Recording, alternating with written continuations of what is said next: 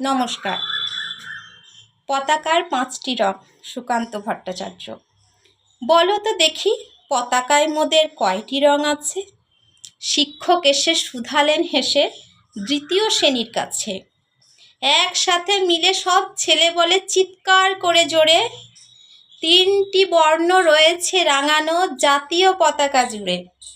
শ্রেণীর পেছনের বেঞ্চের কোণে শিশু ছিল এক বসে। পতাকায় আছে 5 রং, বলল সে মৃদু হেসে। কথা তার শুনে বাকি শিশুগণ হেসে খায় লুটোপুটি।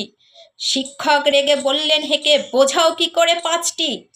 মাথা নিচু করে ভয়ার্ত স্বরে সরল শিশুটি বলে, ওপরে গেরুয়া, মাঝখানে সাদা, সবুজ আছে তার তলে, আর আছে আঁকা গোলাকার চাকা, নীল রং আছে এতে।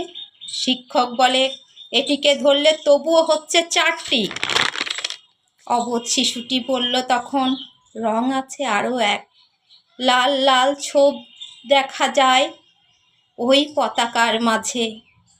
বাবাকে যখন আনলে ওরা, কফিনের ঢাকা খুলে জড়ানো রয়েছে দেহখানা তার পতাকার ফুলে।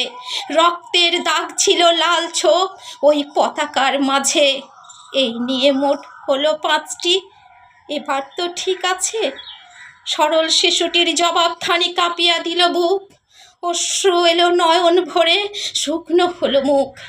আজও যারা দেশের জন্য করছে বলিদান, স্বাধীনতার সহিত সম তাদের অমর প্রাণ।